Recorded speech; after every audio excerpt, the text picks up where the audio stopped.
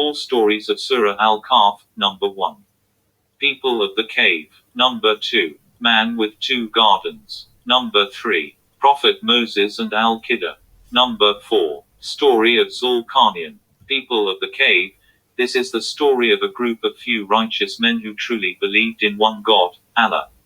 Once upon a time, they hid in the cave outside the city of Ephesus, West Turkey, around 250 CE, to escape the persecution by the hands of some disbelieving pagan people during the reign of Roman emperor named Decius. The exact number of these men is unknown. Only Allah and few people know their exact number. However, in addition, they had a dog with them. They took refuge in the cave and said, "Our Lord Allah, grant us mercy from yourself and guide us rightly through our ordeal."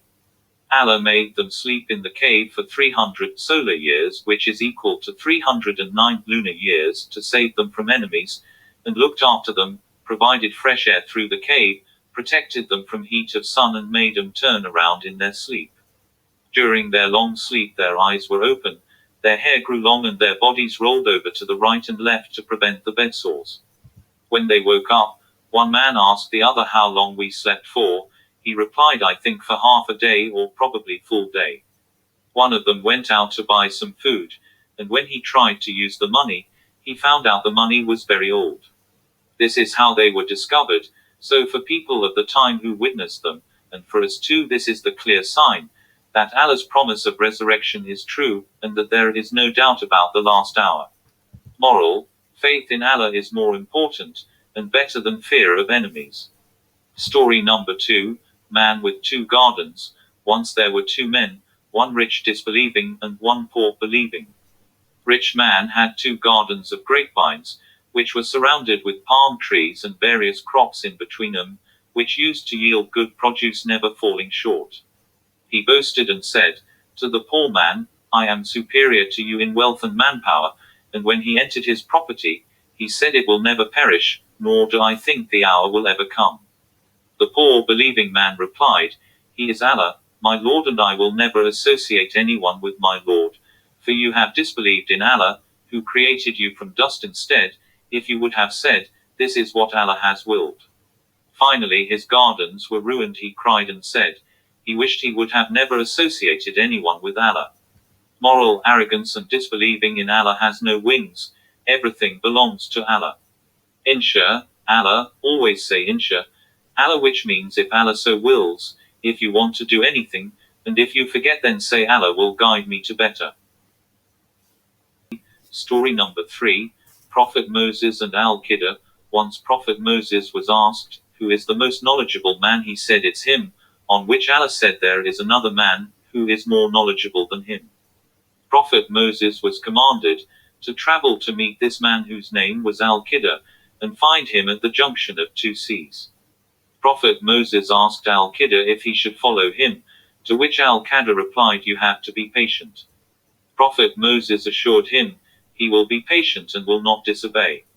Al-Qidr said, "Do not question me about anything until I clarify it to you myself."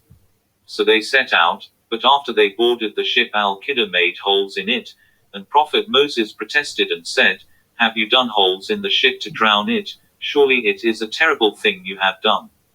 Al-Qidr replied, "Did I not say that you cannot have patience with me?" They carried on, and they came across a boy, and Al-Qidr killed him. Prophet Moses protested again, and said, "You have certainly done a horrible thing." So they continued their journey, until they came across to the people of town.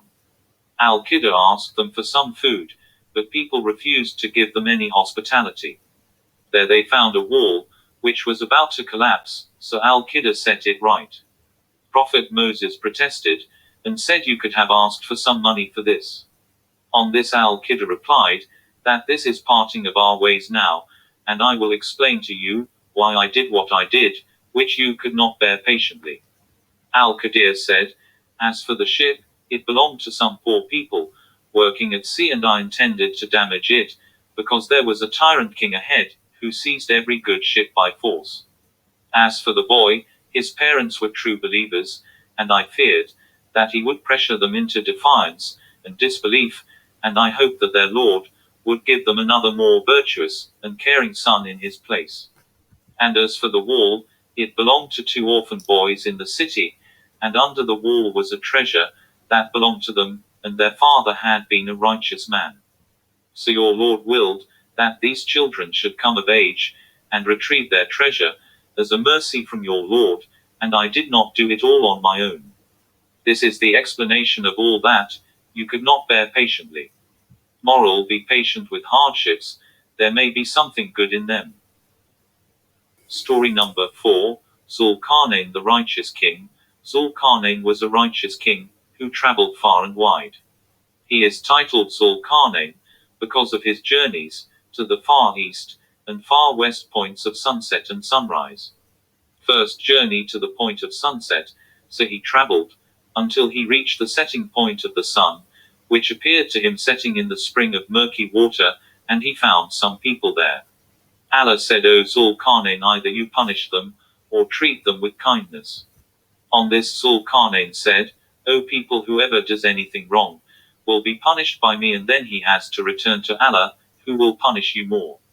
As for whoever believes and does good, they will have the finest reward, paradise, and I will assign them easy commands.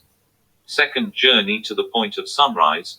After this he traveled a different course, until he reached the rising point of the sun, and he found it rising on the people, who had no shelter from it. Then he traveled a third course, until he reached a pass between two mountains, and he found in front of them people who could hardly understand his language. They pleaded to Zulkarnain that Gog and Magog are spreading corruption throughout the land. Should we pay you tribute, provided you build a wall between us and them? Zulkarnain replied, assist me with the resources, and I will build a barrier between you and them. So Gog and Magog are two wild people who were sealed off by a barrier made of iron and molten copper, built by Zulkarnain to stop them from raiding the peaceful neighbors. Zulkarnain declared that this is mercy from my Lord, but when the promise of my Lord comes to pass, he will level it to ground, and they will surge over one another, which will be the sign of the last hour. Moral: do good, as last hour is certain.